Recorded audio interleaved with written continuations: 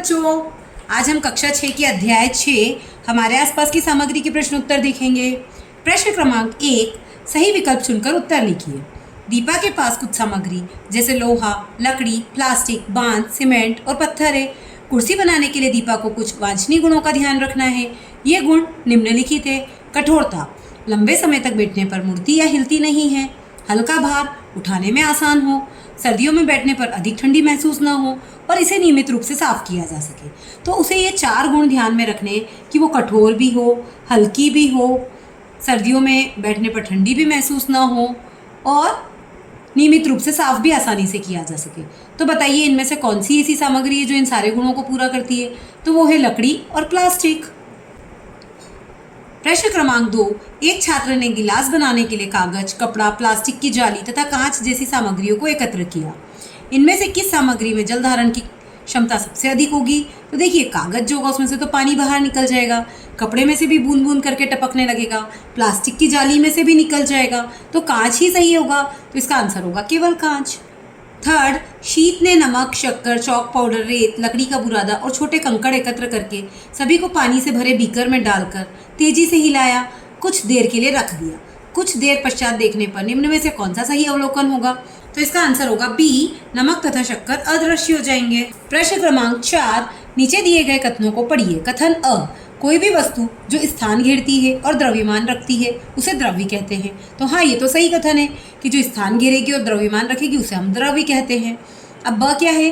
द्रव्यमान को ग्राम और किलोग्राम दोनों इकाइयों में मापा जाता है। तो देखिए, ये भी सही है कि द्रव्यमान को ग्राम और किलोग्राम में मापा जाता है। तो इसका मतलब दोनों ही कथन सही है। तो हमारा आंसर ए होगा, दोनों कथन सत्य हैं। फिफ्थ, दीपा और सारा को विद्यालय से घर जाते समय रास्ते में 2 अज्ञात सामग्री क तथा ख मिली। उन्होंने देखा कि क सामग्री को आसानी से दबाया व खरोचा जा सकता है तथा ख सामग्री को दबाना व खरोचना कठिन था। आपके अनुसार क तथा ख सामग्री क्रमशः होगी। तो देखिए, क जो सामग्री उसे आसानी से दबाया जा सकता है और खरोचा जा सकता है तो वो स्पंज हो सकती है, और ख जो सामग्री उसको दबाना और खरोचना कठिन था मतलब वो लोहे की किल हो सकती है। तो हमारा आंसर बी सही होगा। प्रश्न क्रमांक 6, आपने दुकानों में अलग अलग आकार की जल की बोतलें बिकते हुए देखी है जिन पर मात्रा के रूप में 1 लीटर, 500 मिलीलीटर, 200 मिलीलीटर आदि लिखा रहता है। यह मात्रा बोतलों के जल के बारे में क्या दर्शाती है? तो देखिए, जो ये जल की मात्रा होती है ना, वो उसका आयतन दर्शाती है। तो इसका आंसर होगा सी, आयतन। प्रश्न क्रमांक 7, नीचे चित्र में समान आकार के 4 कपों में अलग अलग वस्तुएं भरी है। एक में जल, एक में कपास, एक में कागज के टुकड़े और एक में रेत। तो किस वस्तु का द्रव्यमान अधिक होगा? तो देखिए, सभी समान आकार के ग्लास है, इसमें समान क्वांटिटी में चीज भरी है, लेकिन वजन किसका ज्यादा होगा? रेत का। तो इसका द्रव्यमान भी ज्यादा होगा। तो इसका आंसर होगा कप, घ की। 9th, द्युतिहीन चमकहीन वस्तुओं का समूह है। तो देखिए, चमकहीन जो वस्तुएं होती है तो लकड़ी है, जूट है, इनमें चमक नहीं होती है। तांबे में चमक होती है, लोहे में चमक होती है, सोने में चमक होती है, चांदी में चमक होती है और एल्यूमिनियम में चमक होती है। रबर में चमक नहीं होती, लेकिन इसके साथ एल्यूमिनियम आ रहा है, तो हमारा आंसर ए सही होगा, लकड़ी और जूट। 10th, ऐसी कौन सी वस्तु है जिसमें द्रव्यमान और आयतन दोनों है लेकिन हमें दिखाई नहीं देती है? तो देखिए, ऐसी वस्तु है हवा या वायु, जिसमें द्रव्यमान भी है और आयतन भी है लेकिन वह हमें दिखाई नहीं देती है। प्रश्न क्रमांक 2, दिए गए शब्दों में से चुनकर रिक्त स्थानों की पूर्ति कीजिए।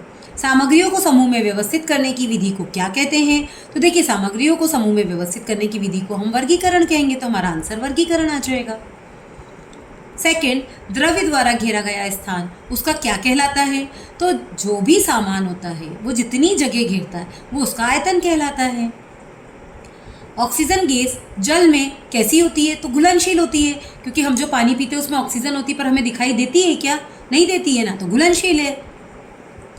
जिन वस्तुओं के आर पार देखा जा सकता है उन्हें हम क्या कहते हैं? तो उन्हें हम पारदर्शी वस्तु कहते हैं।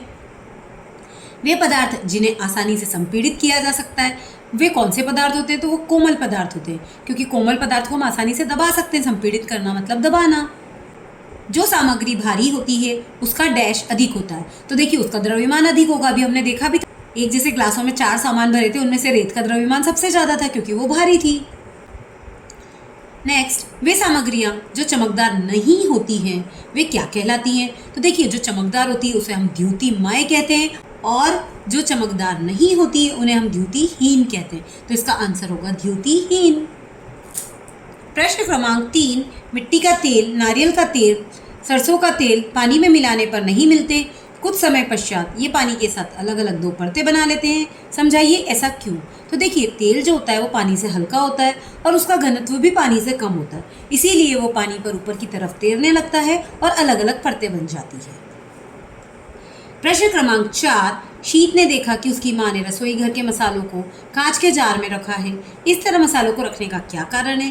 तो देखिए, कांच के जार में रखने का क्या फ़ायदा है कि एक तो आर पार दिखता है, तो हमें पता चल जाता है कि किस जार में कौन सा मसाला रखा हुआ है, हमें ढूंढना नहीं पड़ता, समय की बचत होती है और उसके अलावा उसमें हवा और नमी भी अंदर नहीं जाती है, जिससे कि मसाले खराब नहीं होते हैं।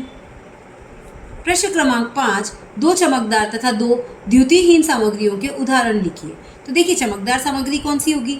आप कोई सी भी लिख सकते हैं, जैसे कि सोना, चांदी, तांबा, लोहा, एल्यूमिनियम, पीतल, तो आप यहाँ से कोई सी भी लिख सकते हैं। और द्युतिहीन, चमकहीन सामग्री कौन सी होगी। रबर, लकड़ी, जूट, प्लास्टिक, ऐसे आप कुछ भी लिख सकते हैं। प्रश्न क्रमांक 6, शिक्षिका ने प्रयोगशाला में छात्रों को 2 पारदर्शी सामग्री, जल तथा कांच दिया। अब इनको अपारदर्शी बनाने को कहा। ये सामग्री किस प्रकार से अपारदर्शी बनाई जा सकती है। तो देखिए, जल को अपारदर्शी बनाने के लिए हम इसमें मिट्टी, दूध या चौक का पाउडर मिला सकते हैं, जिससे कि यह अपारदर्शी बन जाए। और कांच को अपारदर्शी बनाने के लिए हम क्या कर सकते हैं, इस पर कोई कलर कर सकते हैं, जिससे कि इसमें आर पार दिखना बंद हो जाए। प्रश्न क्रमांक 7, वर्गीकरण किसे कहते हैं और यह क्यों आवश्यक है। तो देखिए, घर में भी, हमारे घर में अगर हमने देखा हो तो खाने का सामान एक जगह, कपड़े धोने का सामान एक जगह, बर्तन मांजने का सामान एक जगह, अपने कपड़े पहनने की एक जगह, ऐसे अलग अलग जगह अलग अलग सामान रखते हैं ना, इसे ही हम वर्गीकरण कहते हैं। तो इन्हें रखने का क्या फ़ायदा है। वस्तुओं को उनके एक समान गुणों के आधार पर समूह में विभाजित करना वर्गीकरण कहलाता है। इससे वस्तुओं को ढूंढना आसान हो जाता है। प्रश्न क्रमांक 8, जल में घुलनशील 3 ठोस सामग्रियां तथा 3 द्रव सामग्रियों के नाम लिखिए। तो देखिए, जल में घुलने वाली जो ठोस सामग्री, उनके नाम है नमक, चीनी, फिटकरी। और जल में घुलने वाली जो द्रव सामग्री है वो है सिरका, दूध, नींबू का रस। इसमें और भी नाम आ सकते हैं। प्रश्न क्रमांक 9, आयतन और द्रव्यमान को मापने की इकाइयाँ लिखिए। तो देखिए, आयतन को मापने की इकाई होती है घन मीटर, घन सेंटीमीटर या लीटर, और द्रव्यमान मापने की इकाई होती है किलोग्राम, ग्राम और मिलीग्राम। प्रश्न क्रमांक 10, टेनिस की गेंद और क्रिकेट की गेंद में से किस गेंद का द्रव्यमान अधिक होगा और क्यों। तो देखिए, हम सबने क्रिकेट की गेंद भी देखी है और टेनिस की गेंद भी देखी है। तो टेनिस की गेंद तो हल्की होती है ना, और क्रिकेट की गेंद भारी होती है, तो जो भारी होगी उसका द्रव्यमान भी अधिक होगा। तो इसका आंसर हम ऐसे लिख सकते हैं, क्रिकेट की गेंद का द्रव्यमान अधिक होगा, क्योंकि क्रिकेट की गेंद का वजन टेनिस की गेंद से अधिक होता है। प्रश्न क्रमांक 11, वायु द्रव्य है या नहीं। अपना उत्तर कारण सहित लिखिए। तो देखिए, हाँ, वायु द्रव्य है। क्यों। क्योंकि उसमें द्रव्यमान भी होता है और आयतन भी होता है, वो स्थान भी घेरती है। अगर हम बलून को हवा से भर देते तो बलून फूल जाता है ना, बड़ा हो जाता है, तो हवा ने उसकी जगह घेरी ना, तो इसलिए हाँ, वायु द्रव्य है। प्रश्न क्रमांक 12, दुल्हन ने किराए की दुकान पर देखा कि दुकानदार ने सभी तरह के आटे एक कोने में, दालें एक कोने में, मसाले को एक जगह तथा सभी सामग्रियों को समूह में रखा था। उसके ऐसा करने का कारण क्या है। यदि वह सामग्रियों को समूहीकृत न करता तो दुकानदार को कौन कौन सी समस्याओं का सामना करना पड़ सकता है, लिखिए। तो देखिए, दुकानदार ने सभी सामग्रियों को समूह में इसलिए रखा है जिससे कि उसको सामान ढूंढना आसान हो जाए, सामान ढूंढने में समय बर्बाद ना हो, दुकान जमी हुई और व्यवस्थित दिखाई दे। अगर वह ऐसा नहीं करता तो उसे सामान ढूंढने में परेशानी होती, कुछ सामान उसके पास होते हुए भी वह ढूंढ नहीं पाता और ग्राहक को उसे मना करना पड़ जाता कि नहीं, ये मेरे पास नहीं मिल रहा है। प्रश्न क्रमांक 13, हमारे आसपास की वस्तुओं को किन गुणों के आधार पर समूहों में विभाजित किया जा सकता है। उत्तर, वस्तुओं को निम्न गुणों के आधार पर समूहों में विभाजित किया जा सकता है, जैसे कि ठोस जितनी भी वस्तुएं उनको एक तरफ कर दो, लिक्विड जितनी है उनको अलग कर दो, और गैस जितनी है उन्हें अलग कर दो। लिक्विड को ही हम द्रव भी कहते हैं। या पारदर्शी दिखने वाली को अलग कर दो, अपारदर्शी को अलग कर दो और पारभासी को अलग कर दो। या फिर खाने का सामान अलग कर दो, कपड़े अलग कर दो, जूते अलग कर दो, और या फिर चमकदार चीज़ें अलग कर दो, चमकहीन अलग कर दो, या जल में घुलने वाली अलग कर दो। तो ऐसे करके हम बहुत सारे तरीके से, जैसी हमारी ज़रूरत होती है वैसे हम अलग अलग कर सकते हैं। प्रश्न क्रमांक 14, निम्नलिखित सामग्रियों को उनके गुणों के आधार पर वर्गीकृत कीजिए। तो देखिए, हमारे पास सामग्री के नाम दिए हैं, कांच, लकड़ी, रबर, तांबा। अब इन पदार्थों के हमने यहाँ नाम लिख लिए हैं और इन्हें इनके गुणों के आधार पर, जैसे कि कठोरता, पारदर्शिता, द्युतिमय या द्युतिहीन मतलब चमक है या नहीं, और चालकता की विद्युत की कुचालक है कि सुचालक, ऐसे हमने वर्गीकरण किया है। तो देखिए कांच जो होता है वो कठोर होता है, पारदर्शी होता है, उसमें थोड़ी चमक भी होती है और वो कुचालक होता है। लकड़ी जो होती है वो कठोर होती है, अपारदर्शी होती है, लेकिन उसमें चमक नहीं होती है और वो विद्युत की कुचालक होती है। ऐसे ही रबर जो है वो लचीला होता है, थोड़ा सॉफ्ट होता है और अपारदर्शी होता है और उसमें भी चमक नहीं होती है और वो भी विद्युत की कुचालक होता है। तांबा जो होता है वो कठोर होता है, अपारदर्शी होता है और चमकदार भी होता है, साथ में तांबे में चमक होती है और वो विद्युत का सुचालक होता है। ऐसे करके हम अलग अलग कर सकते हैं। प्रश्न क्रमांक 15, ORS ओरल रिहाइड्रेशन सॉल्यूशन का पैकेट प्राथमिक स्वास्थ्य केंद्रों और बाजार में उपलब्ध होते हैं, किंतु आवश्यकता पड़ने पर आप इसे घर में कैसे बनाएंगे, इसकी बनाने की विधि तथा उपयोग लिखिए। तो देखिए ORS बनाने की क्या विधि होती है। 1 लीटर पानी ले लेंगे हम उबला हुआ, उसमें 2 बड़े चम्मच शक्कर डाल देंगे और आधा बड़ा चम्मच नमक डाल देंगे। इन सबको मिलाकर घोल लेंगे जब तक ये पूरा ना घुल जाए। और फिर उपयोग कैसे करेंगे। यह घोल उल्टी या दस्त में जब पानी और लवण की कमी हो जाती है तब दिया जाता है, ताकि ये उस कमी को पूरा कर सके और इससे शरीर को ऊर्जा भी मिलती है। प्रश्न क्रमांक 16, नीचे बॉक्स में कुछ सामग्री दी गई है, इन सामग्रियों को गुणों के आधार पर छाट कर दी गई तालिका में भरिए। तो देखिए हमें यहाँ तालिका में क्या क्या दिया है, पारदर्शी, पारभासी और अपारदर्शी। सामग्रियों के नाम क्या दिए, कांच का ग्लास, तो देखिए कांच का ग्लास तो पारदर्शी होता है तो उसको हमने पारदर्शी में लिख दिया। फिर बटर पेपर, तो ये पारभासी होता है। रबड़, तो ये अपारदर्शी होता है। फ्रॉस्टेड कांच, ये पारभासी होता है। और लकड़ी का बोर्ड अपारदर्शी होता है और तेल लगा कागज पारभासी होता है। तो ये सब हमने छाट दिए हैं। प्रश्न क्रमांक 17, आपको 2 समान आयतन के कांच के ग्लास दिए गए हैं। एक गिलास में पानी तथा दूसरे गिलास में शहद भरा गया है। किस गिलास की सामग्री का द्रव्यमान अधिक होगा और क्यों। तो देखिए अभी हमने देखा था द्रव्यमान किसका ज़्यादा होता है, जिसका वजन ज़्यादा होता है। तो इन दोनों में से किसका वजन ज़्यादा होगा, पानी का कि शहद का। तो शहद का, तो शहद का द्रव्यमान भी अधिक होगा। तो इसका आंसर हम ऐसे लिख सकते हैं कि शहद का द्रव्यमान अधिक होगा, क्योंकि शहद का घनत्व पानी के घनत्व से अधिक होता है। इसलिए समान आयतन होने पर भी घनत्व ज़्यादा होने के कारण शहद का द्रव्यमान अधिक होगा। प्रश्न क्रमांक 18, धातुएं चमकदार होती है किंतु धीरे धीरे अपनी चमक खो देती है और फीकी एवं द्युतिहीन दिखाई देने लगती है। इसका क्या कारण है, स्पष्ट कीजिए। तो देखिए धातुएं जो है वो वायुमंडल में उपस्थित ऑक्सीजन, नमी और अन्य गैसों से प्रतिक्रिया करती है, जिससे इनके ऊपर एक परत चढ़ जाती है और वो अपनी चमक खो देती है।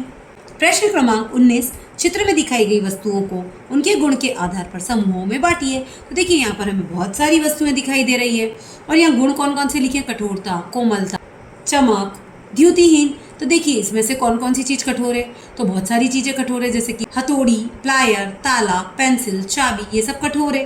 और कोमल में क्या क्या आ जाएगी, रबर, कॉपी, रुई, पौधे के जो पत्ते हैं ये भी कोमल है। और चमक में क्या आ जाएगी, चम्मच, ताला, स्केल, चाबी, प्लायर। और द्युतिहीन में क्या आ जाएगी, कॉपी, पेंसिल, रबर, गमला, लकड़ी, ऐसे बहुत सारी चीजें आ सकती हैं जो यहाँ दी है, उनमें से हम छाट के लिख सकते हैं। प्रश्न क्रमांक 20, मैं कौन हूँ, दिए गए गुणों के आधार पर मुझे पहचाने। फर्स्ट, मुझमें से आप आर पार स्पष्ट नहीं देख सकते हैं। तो देखिए जिसमें से हम आर पार स्पष्ट नहीं देख सकते उसे हम क्या कहते हैं, अपारदर्शी, क्योंकि उसमें से हम आर पार नहीं देख सकते हैं, तो इसका आंसर होगा अपारदर्शी। सेकेंड, कठोर और जल में घुलनशील हूँ। तो देखिए या तो फिटकरी हो या नमक के क्यूब्स हो या चीनी के क्यूब्स हो, तो वो कठोर भी होते हैं और जल में घुलनशील भी होते हैं, तो इसका आंसर ये तीनों में से कुछ भी हो सकता है। थर्ड, मैं अपनी चमक खो देती हूँ। तो देखिए जो लोहा होता है या और कोई सी भी धातु होती है वो अपनी चमक खो देती है ना, लोहे पे जंग लग जाता है या कोई धातु है तो काली काली हो जाती है, तो इसका आंसर हम कोई सी भी धातु लिख सकते हैं, तो हमने यहाँ लोहा लिख दिया है। फोर्थ, मैं जल में देर तक घोलने पर भी अदृश्य नहीं होता हूँ। तो देखिए लकड़ी का बुरादा, रेत या चॉक पाउडर, इनमें से आप कुछ भी जल में घोलोगे तो वो अदृश्य नहीं होगा, वो दिखाई देगा। फिफ्थ, मुझे आसानी से दबाना या खरोचना कठिन है। तो देखिए जो कठोर वस्तु होती है उसको आसानी से न तो हम दबा सकते हैं और ना हाथ से खरोच सकते हैं, तो इसका आंसर होगा कठोर वस्तु। प्रश्न क्रमांक 21, कल्पना कीजिए कि आपके पास 2 अज्ञात सामग्रियां हैं, क और ख। जब आप सामग्री क को देखते हैं तो उसमें से आर पार दिखाई देता है, जबकि सामग्री ख को देखते हैं तो उसमें से आर पार दिखाई नहीं देता है। वहीं सामग्री क का आयतन निश्चित नहीं होता है, जबकि सामग्री ख का आयतन निश्चित होता है। सामग्री क और ख क्या हो सकती है, सूची बनाइए।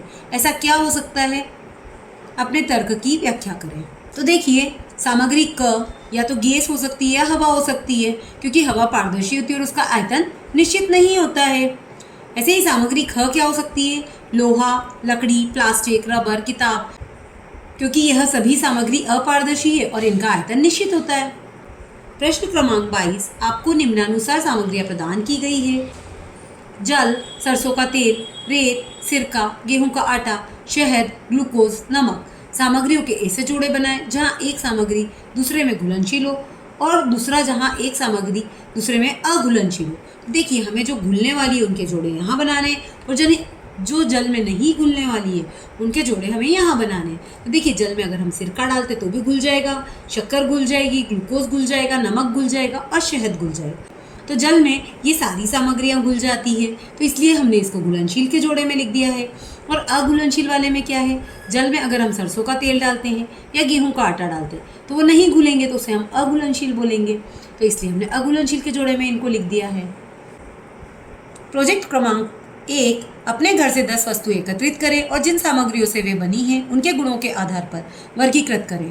तो यहाँ वस्तुओं के नाम हमने लिख दिए हैं, जैसे कि पानी, नमक, शक्कर, लोहा, लकड़ी, बटर पेपर, फ्रॉस्टेड कांच, रबर, स्पंज। अब ये कठोर है कि नरम है, तो देखिए, पानी जो होता है वो सॉफ्ट होता है, नमक के क्यूब्स कठोर होते हैं, शक्कर के भी क्यूब्स कठोर होते हैं, लोहा भी कठोर होता है, लकड़ी भी कठोर होती है, बटर पेपर नरम होता है, फ्रॉस्टेड कांच कठोर होता है, कांच भी कठोर होता है और रबर नरम होता है और स्पंज भी नरम होता है। अब चमकदार में देखें हम, तो देखिए, पानी जो है उसमें थोड़ी चमक होती है, नमक में भी थोड़ी चमक होती है, शक्कर में भी थोड़ी चमक होती है, लोहे में भी चमक होती है, पर लकड़ी में चमक नहीं होती है, तो वो चमकहीन में आ गया। बटर पेपर में भी चमक नहीं होती है, तो वो चमकहीन में आ गया। फ्रॉस्टेड कांच में थोड़ी चमक होती है, कांच में भी चमक होती है, रबर में चमक नहीं होती है और स्पंज में भी चमक नहीं होती है। ऐसे ही पारदर्शी में पानी पारदर्शी है और कांच पारदर्शी है। बाकी नमक अपारदर्शी, शक्कर अपारदर्शी, लोहा अपारदर्शी, लकड़ी अपारदर्शी, रबर अपारदर्शी और स्पंज अपारदर्शी। फिर बटर पेपर और फ्रॉस्टेड कांच पारभासी होते हैं, तो इनको हमने पारभासी में टिक कर दिया। अब हमें यहाँ पर कुछ पूछा गया है प्रश्न कि इनमें से कौन सी ऐसी वस्तु है जो पानी में घुलनशील है या अघुलनशील है। तो देखिए, पानी में नमक भी घुल जाएगा और शक्कर भी घुल जाएगी, और पानी में लोहा, लकड़ी, बटर पेपर, कांच, रबर ये कुछ भी नहीं घुलेंगे, तो वो हमने यहाँ लिख दिए हैं। प्रोजेक्ट क्रमांक 2, ऐसी वस्तुओं की सूची बनाएं जिनका पुनःचक्रण किया जा सकता है। तो देखिए, कागज, प्लास्टिक, लोहा, तांबा, एल्यूमिनियम, लकड़ी, ऐसी कुछ वस्तुएं हैं जिनका हम पुनर्चक्रण कर सकते हैं। आप ऐसी और भी अन्य वस्तुओं के नाम यहाँ लिख सकते हैं।